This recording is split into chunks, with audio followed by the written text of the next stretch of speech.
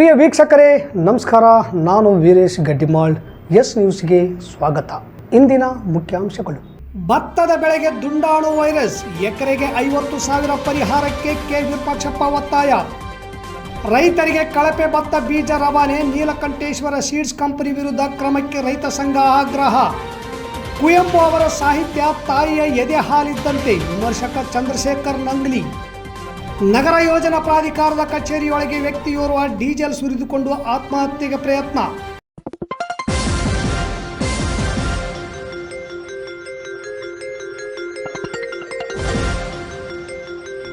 S news, ಇದು ನಿಮ್ಮ ಧ್ವನಿ. ವಾರ್ತೆಗಳ ವಿವರ.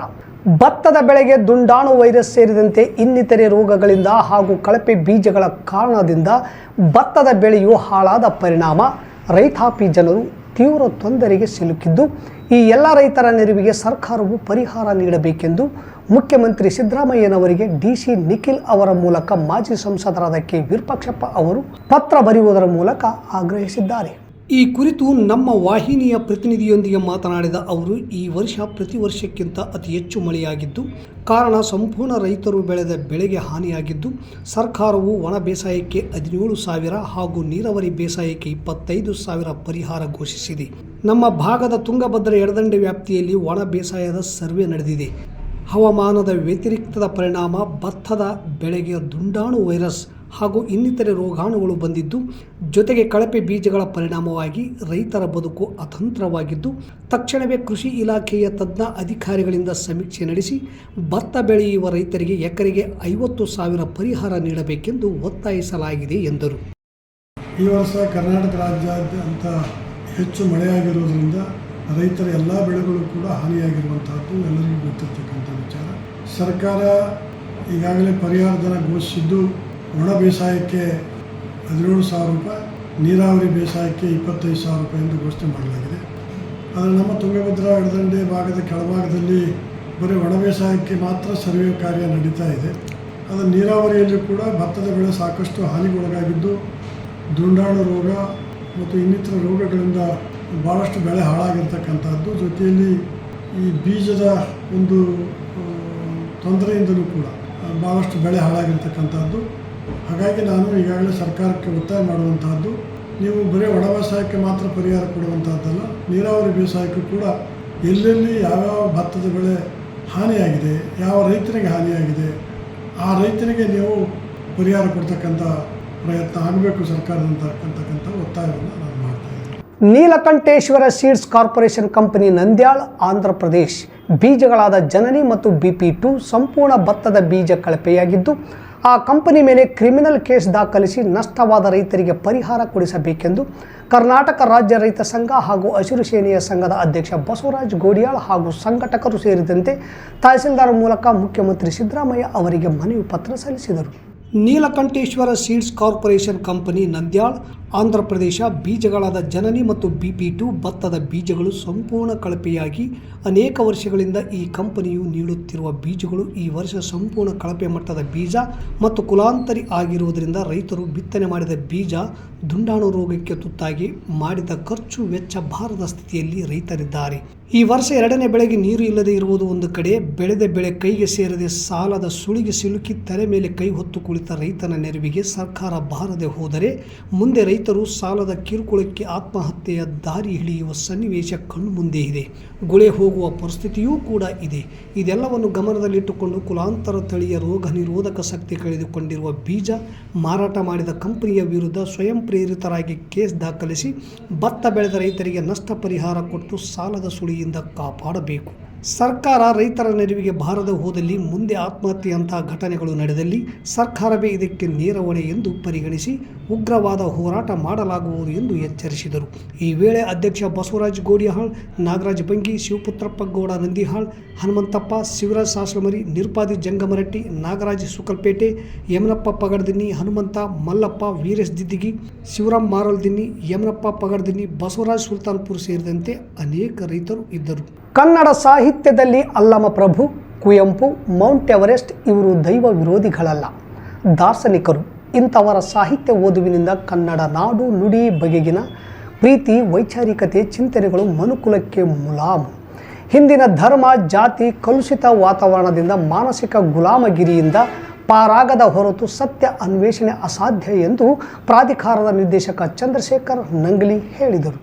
ನಗರದ ಸರ್ಕಾರಿ ಪದವಿ ಮಹಾವಿದ್ಯಾಲಯ ಮತ್ತು ನೋಬಲ್ ಪದವಿ ಮಹಾವಿದ್ಯಾಲಯ ಹಾಗೂ ಕುವೆಂಪು ಭಾಷಾ ಭಾರತಿ ಪ್ರಾಧಿಕಾರದ ಸಹಕಾರದಲ್ಲಿ ನಡೆದ ಕುವೆಂಪು ಓದು ಕಮ್ಮಟ 2 ದಿನದ ಕಾರ್ಯಕ್ರಮದ ಉದ್ಘಾಟನಾ ಸಮಾರಂಭದಲ್ಲಿ ಭಾಗವಹಿಸಿ ಮಾತನಾಡಿದ ಅವರು, ಇಂದು ಓದುಗರು ಸಮೂಹ ಸನ್ನಿಯಿಂದ ದೂರ ಉಳಿಯಲು ಸಾಧ್ಯ.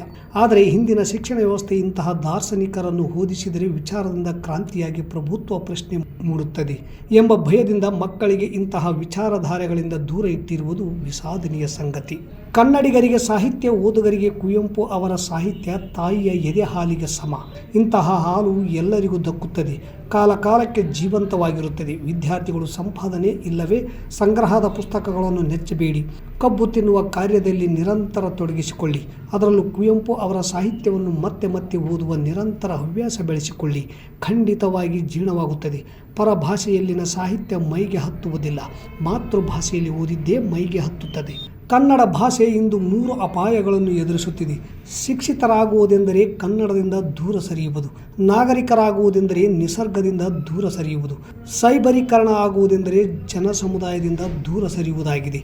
ಇಂತಹ ಬಿಕ್ಕಟ್ಟಿನಿಂದ ಕನ್ನಡಿಗರೂ ಹೊರಬರುವ ಅಗತ್ಯವಿದೆ ಎಂದರು. ದೀಪ ಬೆಳಗಿಸಿ ಉದ್ಘಾಟನೆ ಮಾಡಿ ಮಾತನಾಡಿದ ಪತ್ರಕರ್ತರ ಸಂಘದ ಅಧ್ಯಕ್ಷ DH ಕಂಬಳಿ, ಪ್ರಸ್ತುತ ದಿನಮಾನಗಳಲ್ಲಿ ಪುಸ್ತಕ ಓದುವ ಸಂಸ್ಕೃತಿ ಕಡಿಮೆಯಾಗುವ ಹೊತ್ತಿನಲ್ಲಿ ಕುವೆಂಪು ಭಾಷಾ ಭಾರತಿ ಪ್ರಾಧಿಕಾರ ಮಕ್ಕಳಿಗೆ ಇಂಥ ಕಮ್ಮಟದ ಮೂಲಕ ಕುವೆಂಪು ವಿಚಾರಗಳನ್ನು ಮೈಗೂಡಿಸಿಕೊಳ್ಳಲು ಸೂಕ್ತ ವೇದಿಕೆಯಾಗಿದೆ. ಕುವೆಂಪು ಅಂದರೆ ಒಂದು ಕುತೂಹಲ, ರೋಮಾಂಚನ. ಕಾರಣ, ಮೊಟ್ಟ ಮೊದಲ ಬಾರಿಗೆ ಈ ನಾಡಿನಲ್ಲಿ ಶೂದ್ರರು ಕೂಡ ಮಹಾಕಾವ್ಯಗಳನ್ನು ರಚಿಸಬಲ್ಲರು ಎಂದು ತೋರಿಸಿಕೊಟ್ಟ ನಿಸರ್ಗ ಕವಿ ಎಂದರೆ ಕುವೆಂಪು ಎಂದರು. ಕನ್ನಡ ವಿಭಾಗದ ಮುಖ್ಯಸ್ಥರು, ಕುವೆಂಪು ಭಾಷಾ ಭಾರತಿ ಪ್ರಾಧಿಕಾರದ ಸದಸ್ಯರಾದ ಪ್ರೊಫೆಸರ್ ದೇವೇಂದ್ರಪ್ಪ ಜಾಜಿ ಮಾತನಾಡಿ, ಕುವೆಂಪು ಭಾಷಾ ಭಾರತೀಯ ನಾಡಿನಾದ್ಯಂತ ಕಳೆದ 25 ವರ್ಷಗಳಿಂದ ಕನ್ನಡ ಸಾಹಿತ್ಯ, ಸಂಸ್ಕೃತಿ, ವೈಚಾರಿಕತೆಯನ್ನು ಬಿತ್ತರಿಸುತ್ತಾ ಬಂದಿದೆ. ಅಲ್ಲದೆ ಅನುವಾದ, ಭಾಷಾಂತರದಂತಹ ಕಮ್ಮಟಗಳನ್ನು ಮುನ್ನಡೆಸಿಕೊಂಡು ಬರುತ್ತಿದೆ ಎಂದು ಪ್ರಾಧಿಕಾರದ ಕಾರ್ಯವನ್ನು ಶ್ಲಾಘಿಸಿದರು. 2ನೇ ದಿನ ಕತೆ, ಗದ್ಯ, ಶ್ರೀರಾಮಾಯಣ ದರ್ಶನಂ, ಮಹಾಕಾವ್ಯ ಹಾಗೂ ಕುವೆಂಪು ಅವರ ಸಾಕ್ಷ್ಯಚಿತ್ರ ಪ್ರದರ್ಶನ, ನಂತರ ಸಮಾರೋಪ ಸಮಾರಂಭ ನಡೆಯಲಿದೆ. ಅಧ್ಯಕ್ಷತೆ ಕಾಲೇಜಿನ ಪ್ರಾಂಶುಪಾಲ ಪಾಂಡು ವಹಿಸಿದ್ದರು. ನೋಬಲ್ ಪದವಿ ಮಹಾವಿದ್ಯಾಲಯದ ಪ್ರಾಂಶುಪಾಲ ಐಶ್ವರ್ಯ ದಳವಾಯಿ, ಉಪನ್ಯಾಸಕರಾದ ಮುದ್ದಯ್ಯ ನಾಯಕ್, ಇಸ್ರಾತ್ ಬೇಗಂ, ಕಾಲೇಜ್ ಅಭಿವೃದ್ಧಿ ಮಂಡಳಿ ಸದಸ್ಯರಾದ ರಾಜೇಂದ್ರ ಸಾವುಕಾರ್, ಅಯ್ಯನಗೌಡ ಕಲ್ಲೂರ್, ಬಸವರಾಜ್, ಅಮರೇಶ್ ಸಾವುಕಾರ್ ವೇದಿಕೆ ಮೇಲೆ ಉಪಸ್ಥಿತರಿದ್ದರು. ಈ ವೇಳೆ ಕನ್ನಡ ವಿಭಾಗದ ಉಪನ್ಯಾಸಕರಾದ ಯರಿಯಪ್ಪ ಬೆಳಗುರ್ಕಿ, ಡಾಕ್ಟರ್ ಪರಶುರಾಮ್, ರಾಮಣ್ಣ ಬೇರ್ಗಿ, ಶಂಕರ್ ಗುರಿಕಾರ್, ಡಾಕ್ಟರ್ ಅರುಣ್ಕುಮಾರ್ ಬೇರ್ಗಿ, ವೀರೇಶ್ ನಾಯಕ್, ಉಪನ್ಯಾಸಕ ಡಾಕ್ಟರ್ ಬಸವರಾಜ್ ನಾಯಕ್ ನಿರೂಪಿಸಿದರು. ಅಕ್ಕಮಾದೇವಿ ಸಂಗಡಿಗರು ಹಾಗೂ ನೋಬಲ್ ವಿದ್ಯಾರ್ಥಿಗಳು ಪ್ರಾರ್ಥಿಸಿದರು. ರಾಮಣ್ಣ ಸ್ವಾಗತಿಸಿದರು. ಮಲ್ಲಯ್ಯ ವಂದಿಸಿದರು. ನಗರ ಯೋಜನಾ ಪ್ರಾಧಿಕಾರದ ಕಚೇರಿ ಒಳಗಡೆ ವ್ಯಕ್ತಿಯೋರ್ವ ಆತ್ಮಹತ್ಯೆಗೆ ಯತ್ನಿಸಿದ ಘಟನೆ ಮಂಗಳವಾರ ಸಂಜೆ ಜರುಗಿದೆ. ವಾರ್ಡ್ ನಂಬರ್ 13ರ ವ್ಯಕ್ತಿಯಾದ ಶಂಕರಪ್ಪ ಎನ್ನುವವರು ಕರಿಯಪ್ಪ ಲೇಔಟ್ ಎದುರಿಗೆ ಇರುವ ಸರ್ವೆ ನಂಬರ್ 965/10ರ ತಮ್ಮ ಖಾಲಿ ಜಾಗವನ್ನು ಲೇಔಟ್ ಮಾಡಲು 2017ರಲ್ಲಿ ನಗರ ಪ್ರಾಧಿಕಾರಕ್ಕೆ ಅರ್ಜಿ ಸಲ್ಲಿಸಿದ್ದಾರೆ. 6 ವರ್ಷ ಕಳೆದರೂ ಪ್ರಾಧಿಕಾರದಿಂದ ಸಲ್ಲಿಸಿದ ಅರ್ಜಿಗೆ ಉತ್ತರ ಬರದೇ ಇದ್ದಿದ್ದಕ್ಕೆ ಹಾಗೂ ಅಧಿಕಾರಿಗಳ ನಿರ್ಲಕ್ಷ್ಯಕ್ಕೆ ಬೇಸತ್ತು ಶಂಕರಪ್ಪ ಆತ್ಮಹತ್ಯೆಗೆ ಮುಂದಾದ ಘಟನೆ ನಡೆದಿದೆ. ಶಂಕರಪ್ಪ ಅವರ ಜಾಗದ ಪಕ್ಕದಲ್ಲಿರುವ ಮತ್ತೊಂದು ಖಾಲಿ ಜಾಗವನ್ನು 2024ರಲ್ಲಿ ಲೇಔಟ್ ಮಾಡಲು ಅರ್ಜಿ ಸಲ್ಲಿಸಿದ ನಾಗರಾಜ್ ಹಾಗೂ ಅಮರೇಶ್ ಎಂಬುವವರಿಗೆ ಲೇಔಟ್ ಮಾಡಲು ಅಧಿಕಾರಿಗಳು ಮುಂದಾಗಿದ್ದಾರೆ. ಮುಂಚೆ ಸಲ್ಲಿಸಿದ ಅರ್ಜಿಯ ಬಗ್ಗೆ ಅಧಿಕಾರಿಗಳು ಯಾವುದೇ ರೀತಿಯಲ್ಲಿ ಸ್ಪಂದಿಸಲು ತಲೆಕೆಡಿಸಿಕೊಂಡಿಲ್ಲವೆಂದು ಮನನೊಂದು ಆತ್ಮಹತ್ಯೆಗೆ ಮುಂದಾದರು. ಪಕ್ಕದಲ್ಲಿರುವ ಮತ್ತೊಬ್ಬರ ಜಾಗವನ್ನು ಲೇಔಟ್ ಮಾಡಲು ಅಧಿಕಾರಿಗಳು ಮುಂದಾಗಿದ್ದಾರೆ. ನಕ್ಷೆಯ ಪ್ರಕಾರ ಎಲ್ಲ ರೀತಿಯಿಂದಲೂ ನನ್ನ ಸರ್ವೆ ನಂಬರ್ 960/10ರಲ್ಲಿ ಜಾಗವಿದೆ. ಆದರೂ ಅಧಿಕಾರಿಗಳು ಲೇಔಟ್ ಮಾಡಲು ಹಿಂದೇಟು ಹಾಕಿದ್ದಾರೆ ಎಂದು ಶಂಕರಪ್ಪ ಆರೋಪಿಸಿದರು. ಶಾಸಕರು ಹಾಗೂ ಪ್ರಾಧಿಕಾರದ ಅಧ್ಯಕ್ಷರು ಭೇಟಿ ನೀಡಿ ಘಟನೆಯ ಸ್ಥಳಕ್ಕೆ ದಿಢೀರಿನ ಶಾಸಕ ಅಪ್ಪನಗೌಡ ಬಾದರ್ಲಿ, ಪ್ರಾಧಿಕಾರದ ಅಧ್ಯಕ್ಷ ಬಾಬುಗೌಡ ಬಾದರ್ಲಿ ಹಾಗೂ ತಹಸೀಲ್ದಾರ್ ಅರುಣ್ಕುಮಾರ್ ದೇಸಾಯಿ ಭೇಟಿ ನೀಡಿ ಮನನೊಂದ ಶಂಕರಪ್ಪ ಅವರೊಂದಿಗೆ ಚರ್ಚಿಸಿ ಸಮಾಧಾನಪಡಿಸಿ ನ್ಯಾಯದ ಪರವಾಗಿ ಮಾತನಾಡಿ ನ್ಯಾಯಯುತವಾಗಿ ಸರಿಪಡಿಸುವುದಾಗಿ ತಿಳಿಸಿದರು. ಮತ್ತೊಮ್ಮೆ ಮುಖ್ಯಾಂಶಗಳು. ಭತ್ತದ ಬೆಳೆಗೆ ದುಂಡಾಣು ವೈರಸ್, ಎಕರೆಗೆ 50,000 ಪರಿಹಾರಕ್ಕೆ ವಿರೂಪಾಕ್ಷಪ್ಪ ಒತ್ತಾಯ. ರೈತರಿಗೆ ಕಳಪೆ ಭತ್ತ ಬೀಜ ರವಾನೆ, ನೀಲಕಂಠೇಶ್ವರ ಸೀಡ್ಸ್ ಕಂಪನಿ ವಿರುದ್ಧ ಕ್ರಮಕ್ಕೆ ರೈತ ಸಂಘ ಆಗ್ರಹ. ಕುವೆಂಪು ಅವರ ಸಾಹಿತ್ಯ ತಾಯಿಯ ಎದೆ ಹಾಲಿದ್ದಂತೆ, ವಿಮರ್ಶಕ ಚಂದ್ರಶೇಖರ್ ನಂಗ್ಲಿ. ನಗರ ಯೋಜನಾ ಪ್ರಾಧಿಕಾರದ ಕಚೇರಿಯೊಳಗೆ ವ್ಯಕ್ತಿಯೋರ್ವ ಡೀಸೆಲ್ ಸುರಿದುಕೊಂಡು ಆತ್ಮಹತ್ಯೆಗೆ ಪ್ರಯತ್ನ. ಇಲ್ಲಿಗೆ ವಾರ್ತಾ ಪ್ರಸಾರ ಮುಕ್ತಾಯವಾಯಿತು. ನಿರಂತರ ಸುದ್ದಿಗಾಗಿ ವೀಕ್ಷಿಸಿ ಎಸ್ ನ್ಯೂಸ್, ಇದು ನಿಮ್ಮ ಧ್ವನಿ. ನಮಸ್ಕಾರ.